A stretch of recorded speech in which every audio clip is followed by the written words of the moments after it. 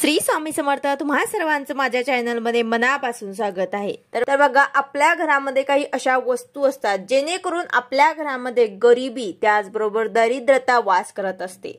तर आपल्या घरामध्ये जर अशा वस्तू असतील तर समजून जा की आपल्या घरामध्ये जे गरिबी आहे, जे दरिद्रता आहे, याच कारणांमुळे आहे।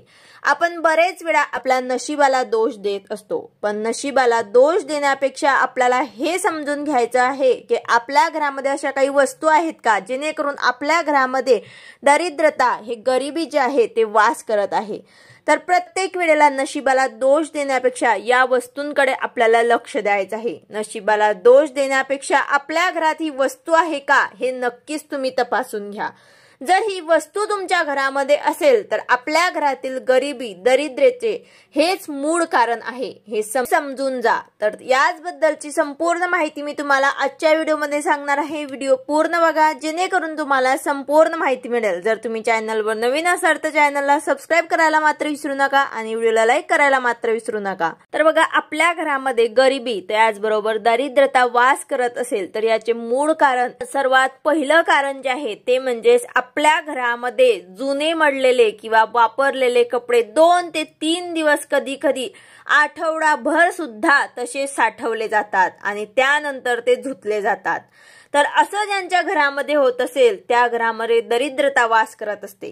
थोडक्यात म्हणजेच काय, तर दररोज कपडे न धुता कंटाळा केला आणि तेच कपडे आपण साठवून ठेवत असतो आणि आठवड्यानंतर जर धुतो तर यामुळे आपल्या घरामध्ये दरिद्रता, गरिबी वास करते। लक्षात घ्या की हे कपडे आपण घालून वापरलेले आहेत, इकडे तिकडे खेळतो, या कपड्यांवर मोठ्या प्रमाणात नकारात्मक ऊर्जा साठवते।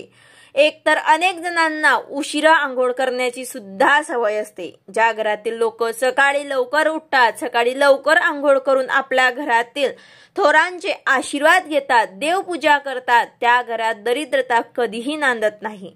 तर त्या घरात लक्ष्मी सातत्याने वाढत राहते, लक्ष्मीचा अखंड स्थायी वास तिथे निर्माण होतो।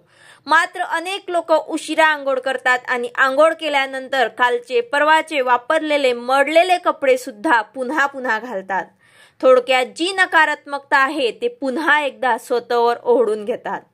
धर्मशास्त्राने दररोज आंघोळ करण्यास, स्नान करण्यास यासाठी सांगितले आहे की जी काही नकारात्मक ऊर्जा आपल्या सोबत आलेली आहे ती नकारात्मक ऊर्जा दूर व्हावी, जी काही दरिद्रता आपल्या अंगाला चिटकलेली आहे ती निघून जावी। आंघोळ केल्यानंतर ही दरिद्रता तर निघून जाते, मात्र जेव्हा आपण आंघोळ करून कालचेच वापरलेले जुने कपडे परिधान करतो तेव्हा आपण या दरिद्रता देवीला आमंत्रित करत असतो। ही चूक अनेक घरांमध्ये दरिद्रतेचे, गरिबीचे कारण बनलेले आहे। अनेक घरातल्या महिला 4-4, 5-5 दिवस कपड्यांचा ढीग करतात आणि नंतर तर ते एकच वेळेला लॉन्ड्रीमध्ये किंवा वॉशिंग मशीन मध्ये किंवा जी कामवाली बाई असते तिला कपडे धुण्यासाठी तिला दिले जातात। तर ही सर्वात मोठी चूक आहे आणि ज्या घरात हे वारंवार अशा प्रकारे घडत असेल तर लक्षात घ्या की एक जुना मळकट कपडा आणि जेव्हा अशा कपड्यांचा थड वाढत जातो तेव्हा त्यांची घाण जी आहे ती प्रचंड वाढत असते आणि दरिद्रतेचा खूप मोठा प्रभाव अशा वस्तूंमध्ये सतत निर्माण होत राहतो। एका कपड्याने, एका ड्रेसने इतकी दारिद्र्यतेची वाढ होणार नाही, याहून कित्येक पट जास्त वाढ या कपड्यांच्या ढिगाने होणार।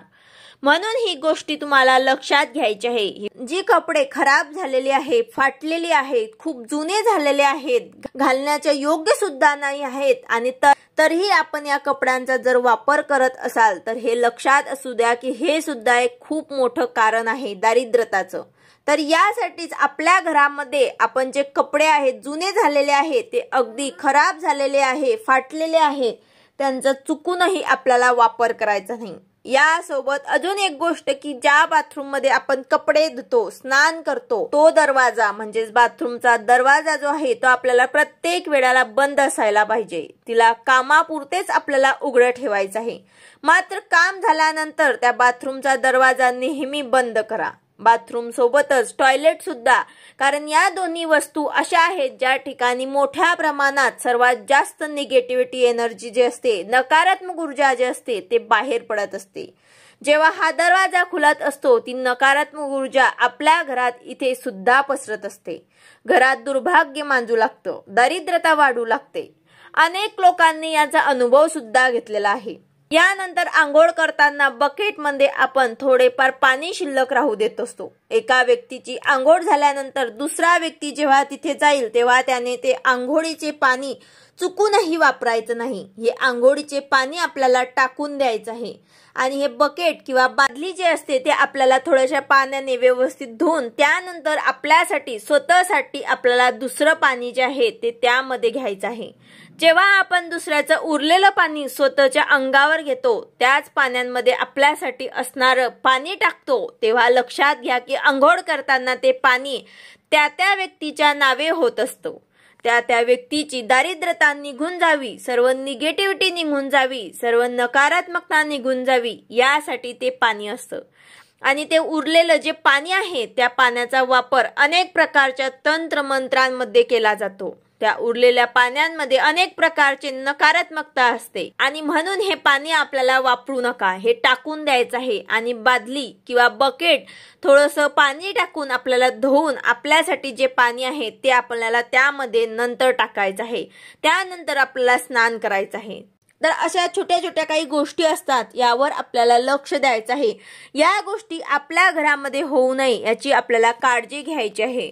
यासारख्या अनेक गोष्टी असतात जेणेकरून आपल्या घरामध्ये गरिबी दरिद्रता वास करत असते। तर या गोष्टी आपल्याला लक्षात ठेवून आपलं जीवन जे आहे ते आपण सुखी बनवू शकतो, समृद्ध बनवू शकतो। म्हणून आपल्याला लक्षात घ्यायचं आहे की आपल्या घरात सुद्धा ह्या वस्तू असतील तर समजून जा की गरिबी याच कारणांमुळे आहे। तर त्या गोष्टी आपल्याला परत करायच्या नाही, त्या गोष्टी आपल्याला तिथेच थांबवायच्या आहे। आणि जर तुम्ही सुद्धा ह्या काही गोष्टी करत असाल तर आजपासूनच तुम्हाला या गोष्टी बंद करायच्या आहे। यामुळे तुमच्या घरामध्ये गरिबी दारिद्र्यता जी आहे ती निघून जाईल। व्हिडिओ आवडला असेल तर लाईक करा, शेअर करा, सबस्क्राइब करा। भेटूया अशाच नवीन व्हिडिओ सोबत। श्री स्वामी समर्थ।